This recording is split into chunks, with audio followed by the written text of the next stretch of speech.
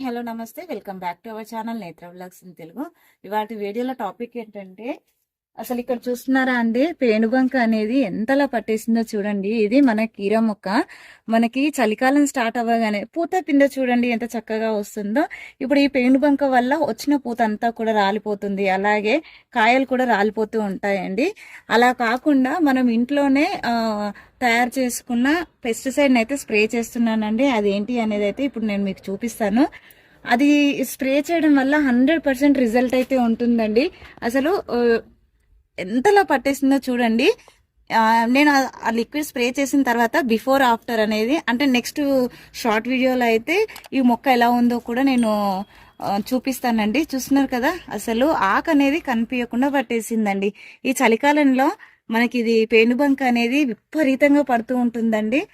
చిక్కుడుకి, మనకి దోస మొక్కలకి, అన్నిటికీ అండి. ఒక్క మొక్కకు పడుతుంది, ఒకదానికి పట్టదని కాదు, అన్నిటికీ ఈ పేనుబంక పట్టి మొక్కల్ని హింసిస్తూ ఉంటుంది. సో ఇప్పుడైతే నేను దీనికి ఏం స్ప్రే చేస్తున్నాను అనేది అయితే చూపిస్తానండి. చూస్తున్నారు కదండి, ఈరోజు మొక్కలకు స్ప్రే చేసుకోవడానికి అయితే ఈ లిక్విడ్ అయితే రెడీ అయిపోయిందండి. ఫస్ట్ టైం మన ఛానల్ని ఎవరైనా కొత్తగా చూస్తున్నట్లయితే ప్లీజ్ లైక్ చేయండి. మీరు లైక్ చేయడం వల్ల వీడియో అనేది ఇంక కొంతమందికి అయితే రికమెండ్ అవుతుందండి. అలాగే ఛానల్ని సబ్స్క్రైబ్ చేసుకొని వీడియో ఎలా ఉంది అనేది కూడా కామెంట్ చేయండి. ఈరోజు మనం ఇంట్లో కిచెన్ వేస్ట్తో వచ్చేటువంటి పోషకాలనే కాదండి, చక్కగా వాటిని మొక్కలకి స్ప్రే చేయడం వల్ల కూడా కొన్ని పురుగులను కూడా అరికట్టవచ్చు.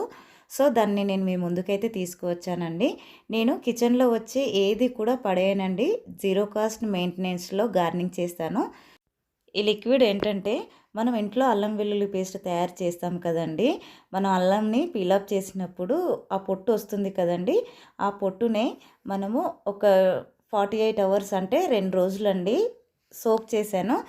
ఇలాగా సోక్ చేయడం ద్వారా మనము ఆ అల్లంలో ఉన్న ఘాట్ అంతా కూడా వాటర్లోకి అయితే వచ్చేస్తుందండి.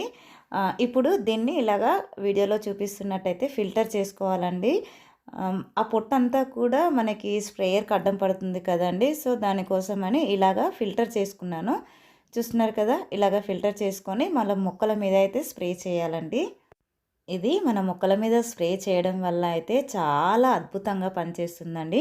మనకు పిండి నల్లి, అపిడ్స్, అలాగే మనకు ఈ చలికాలంలో అయితే మన మొక్కల్ని పీడించే చాలా రకాల పురుగులు అయితే మన గార్డెన్లో కనిపిస్తూ ఉంటాయండి. లద్దె పురుగులు, ఆకు తినే పురుగులు, ఇలాంటివి చాలా వస్తూ ఉంటాయండి.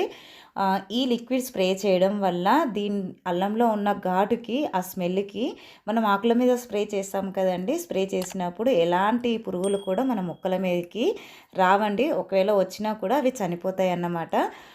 మనము స్ప్రే చేసినప్పుడు ఆకులకు ముందు భాగంలో, వెనుక భాగంలో మొత్తం కూడా స్ప్రే చేసుకోవాలండి.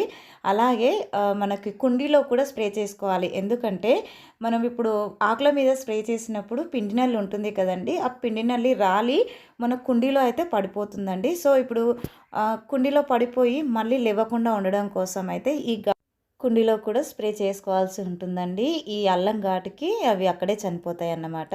చూస్తున్నారు కదండి, మొక్క మొత్తం కూడా ఇలాగ తడిసే విధంగా అయితే స్ప్రే చేసుకోవాల్సి ఉంటుంది. ఒకవేళ పిండి నల్లి ఎక్కువగా ఉన్నట్లయితే నెక్స్ట్ డే మళ్ళీ కూడా మీరు స్ప్రే చేసుకోవచ్చండి. ఈ చలికాలంలో మన మొక్కలకు ఎలాంటి స్ప్రే చేసినా సరే పొద్దున్న 7 తర్వాత అయితే చేసుకోండి. ఈవినింగ్ టైంలో అయితే మన మొక్క మీద ఎలాంటి స్ప్రేలు అయితే చేసుకోవద్దండి. వాతావరణం చాలా చల్లగా ఉంటుంది కదా, అప్పుడు స్ప్రే చేసినప్పుడు ఏమవుతుందంటే మనకి డిసీజ్ పోదు, అలాగే ఇంకా ఎక్కువగా అయ్యే ఛాన్సెస్ అయితే ఉంటుందండి. ఐ హోప్ ఈ వీడియో మీకు నచ్చిందని అనుకుంటున్నాను. నచ్చితే లైక్ చేయండి, షేర్ చేయండి, ఛానల్ని సబ్స్క్రైబ్ చేసుకోండి. Thank you for watching. అందరికీ హ్యాపీ గార్డెనింగ్.